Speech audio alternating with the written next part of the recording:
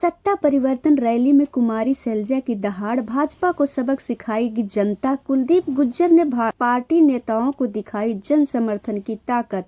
सोहना विधानसभा क्षेत्र भोंडसी के Jodha farm house में कांग्रेस पार्टी की सत्ता परिवर्तन रैली का आयोजन हुआ। इस रैली के मुख्य संयोजक कुलदीप गुज्जर थे, जिन्होंने रैली में उमड़े जनसमूह की ताकत कांग्रेस पार्टी के नेताओं को दिखाने का कार्य किया है। भीड़ को देखकर मुख्य अतिथि कुमारी सैलजा गदगद नजर आ रही थी। सैलजा ने कुलदीप की मेहनत की प्रशंसा करते हुए उनकी पीठ थपथपाई और कहा कि पार्टी मेहनत करने वाले युवाओं की राजनीति में अक्सर बड़ा मौका देती है, जिस पर कुलदीप खरे उतरे हैं। रैली की मुख्य वक्ता एवं पूर्व केंद्रीय मंत्री एवं पूर्व कांग्रेस प्रदेश अध्यक्ष कुमार सैलजा ने अपने संबोधन में भाजपा पर निशाना साधते हुए कहा कि भाजपा जनता के साथ सौतेला व्यवहार कर रही है। मुख्यमंत्री की घोषणाएं केवल जुमला और आंकड़ों पर आधारित है, जिससे प्रदेश के युवाओं को पेट नहीं भर सकता। उन्होंने कहा कि हमारे नेता राहुल गांधी देश और प्रदेश के युवाओं के रोजगार और नौकरियां की बात करते हैं, जो कि भाजपा को अच्छी नहीं लगती। उन्होंने कहा कि देश में सबसे बड़ी पीड़ा देश की महिलाओं एवं युवाओं की है। हाल ही में पेश हुए हरियाणा का बजट केवल आंकड़ों पर आधारित है। आज वही भाजपा की सरकार देश और प्रदेश के आंकड़ों से जनता का पेट भरना चाहती है। रैली संयोजक कुलदीप गुज्जर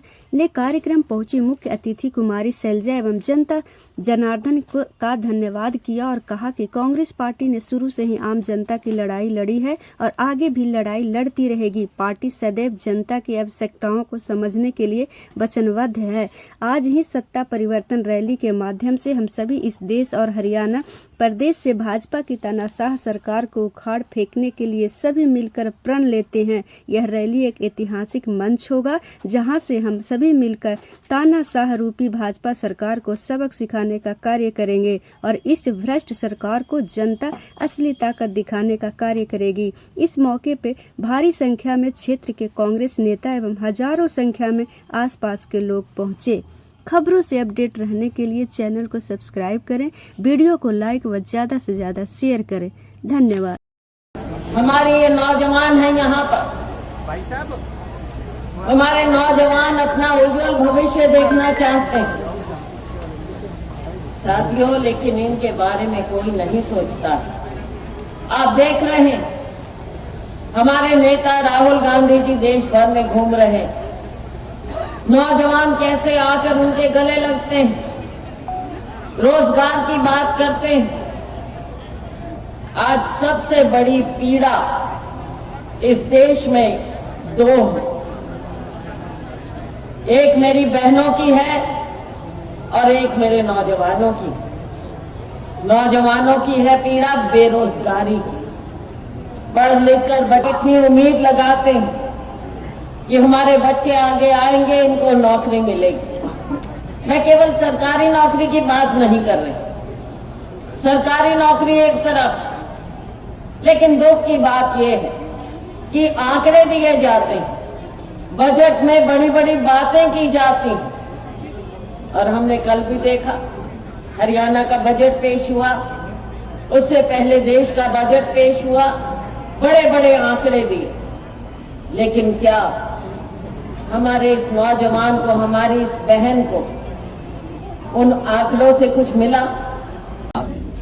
यहाँ पर जलसा किया गया है। कुलदीप जी ने बहुत मेहनत की है और लोगों का उत्साह, लोगों का प्यार, लोगों का जोश और उनकी ऊर्जा, खास तौर से जो नौजवान हैं, उनकी ऊर्जा से ये साफ जाहिर हो रहा है कि लोग और युवा आज के दिन परिवर्तन चाहते हैं। जो व्यवस्था बनी रही है, जो सत्ता बनी रही है, पिछले 10 साल होने को आ रहे हैं। बहुत से सपने दिखाए गए, बहुत सी बातें कही गई और हम सारे रास्ते में देखते आए। बड़े बड़े इश्तेहार लगे हुए हैं गारंटियों के। क्या हुआ उन गारंटियों का? खोखली गारंटियां रह गई, केवल इश्तेहारों पर गारंटियां नजर आ रही, नीचे जमीन पर कुछ नजर नहीं आ रहा। हमारा युवा दिशाहीन होता जा रहा है, लोग नाउम्मीद होते जा रहे हैं, निराश होते जा रहे हैं। लोगों को ना काम काज मिल रहा है, हमारा युवा बेरोजगार, हमारा किसान, हमारा मजदूर आज निराशा की उस कगार पर खड़ा है कि उसके पास सिवाय जमीन पर लोगों के बीच में आने के, सड़क पर आने के कोई चारा नहीं रहा। कहाँ कहा गया था कि आमदनी दुगनी की जाए, लेकिन आज किसान की बदहाली। किसान को गारंटी नहीं कहें, क्योंकि अगर सत्ता के लोग कुछ बात कहते हैं तो उसको ये गारंटी कहते हैं कि हमारी गारंटी है। 15 लाख की गारंटी कहाँ गई? काला धन खत्म करने की गारंटी कहाँ गई? हर वर्ष 2 करोड़ रोजगार देने की गारंटी कहाँ गई? किसान की आय दुगनी करने की गारंटी कहाँ गई? किसान को कहा गया था जब वो साल भर गर्मी, सर्दी, बारिश में बैठे थे, उन्हें उठाया गया ये आश्वासन देकर, ये गारंटी देकर कि हम आपके एमएसपी को कानूनी दर्जा देंगे, कमेटी बैठाएंगे। क्या हुआ उस कमेटी का? क्या हुआ कानूनी दर्जे का? और आज अगर किसान अपनी बात कहना चाहता है तो उसे गोलियों का सामना करना पड़ता है। बातें बहुत सी हैं। देश का जो हाल हो गया है, चुनाव आता है, कभी भगवान राम की दुहाई दी जाती है। मुझे बताइए कि जो धर्म को मानता है, भगवान राम जिनके हैं, उनको क्या सरकार बताएगी भगवान राम के बारे में? साथियों, भगवान राम हर एक के दिल में है। बहुत इतना बड़ा गठबंधन होता है, सबके अपने अपने, जैसा मैंने कहा, अपना प्रभाव भी है, इच्छाएं भी हैं। तो गठबंधन को जोड़ने का काम, बातचीत लगातार जारी है। आप देख रहे हैं कि कुछ जगह पर हो गया है, कुछ जगह फिर भी प्रयास हमारा है।